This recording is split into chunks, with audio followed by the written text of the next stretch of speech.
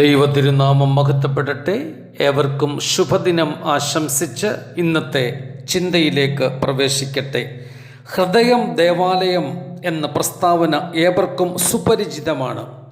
എന്നാൽ ഹൃദയം ഒരു വിവാഹഭവനം ആക്കാം എന്ന പ്രസ്താവന നമുക്കത്ര സുപരിചിതമല്ല. ഒരു ദേവാലയവും ഭവനവും തമ്മിൽ വളരെ വ്യത്യസ്തതകളുണ്ട്. അതുപോലെ ഒരു സാധാരണ ഭവനവും ഒരു വിവാഹ ഭവനവും തമ്മിൽ ധാരാളം വ്യത്യസ്തതകളുണ്ട്. ക്രൈസ്തവ സമൂഹം 40 നാളിലെ വ്രതാനുഷ്ഠാനത്തിനായി ഒരുങ്ങുകയാണ്. ആ ജൈത്രയാത്രയുടെ ആരംഭ ധ്യാന വിഷയം ക്രിസ്തുനാഥൻ സംബന്ധിച്ച ഒരു വിവാഹവും വിവാഹ ഭവനവുമാണ്. ധാരാളം ചിന്താ സൂക്തങ്ങളാൽ സമ്മിശ്രമായ ഒരു വേദഭാഗമാണ് നോമ്പിൻ്റെ ആദ്യ ആരാധനാ സംഘത്തിന് ധ്യാനത്തിനായി പിതാക്കന്മാർ ഒരുക്കി നൽകിയിരിക്കുന്നത്. വിവാഹ ഭവനത്തിൻ്റെ ചില പ്രത്യേകതകൾ അതാവട്ടെ ഇന്നത്തെ ചിന്ത.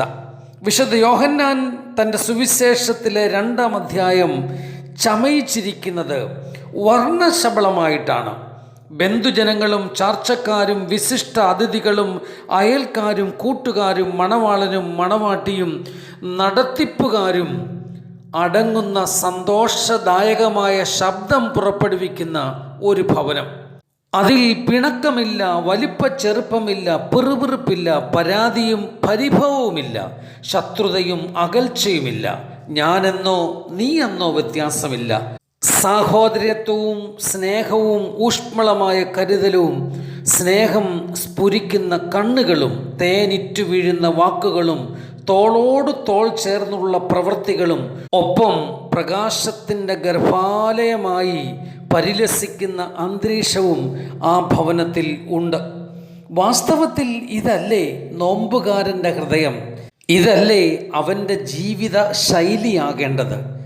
പുറമെയും അകമയും വെടിപ്പാക്കിയ പ്രകൃതം, കത്തിച്ച് ചാരമാക്കേണ്ടുന്നവയെ അഗ്നിക്ക് ഭക്ഷണമായി നൽകിയും കുഴിച്ചു മൂടേണ്ടവയെ ഭൂമിക്ക് അന്നമായി നൽകിയും ഹൃദയത്തോട് ഒത്തിരി പറ്റി നിൽക്കുന്നത് വ്രതത്തിൻ്റെ ആത്മകാന്തിക്കായി മാറ്റി നിർത്തി തൽസ്ഥാനത്ത് ആന്തരിക മനുഷ്യന് ചൂടും വെളിച്ചവും നൽകുന്ന ആത്മീക സത്തയെ പ്രജ്വലിപ്പിക്കുവാൻ ദൈവം മനുഷ്യന് അറിഞ്ഞു നൽകിയ വരദാനമാണ് സത്യത്തിൽ നോമ്പ് അഥവാ വ്രതാനുഷ്ഠാനം.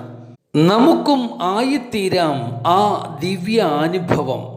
നമുക്കും ഹൃദയത്തിൽ പേറാം വിശിഷ്ടമായ നോമ്പിൻ്റെ ദിവ്യമന്ത്രങ്ങൾ. അമ്മയും മകനും ശിഷ്യന്മാരും സന്നിധരായിരിക്കുന്ന കാനായിലെ വിരുന്നുഭവനം.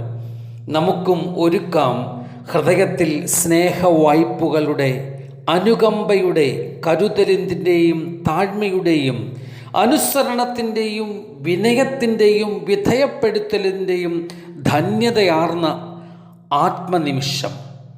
നമ്മുടെ ഹൃദയത്തെ നമുക്കൊന്നൊരുക്കാം.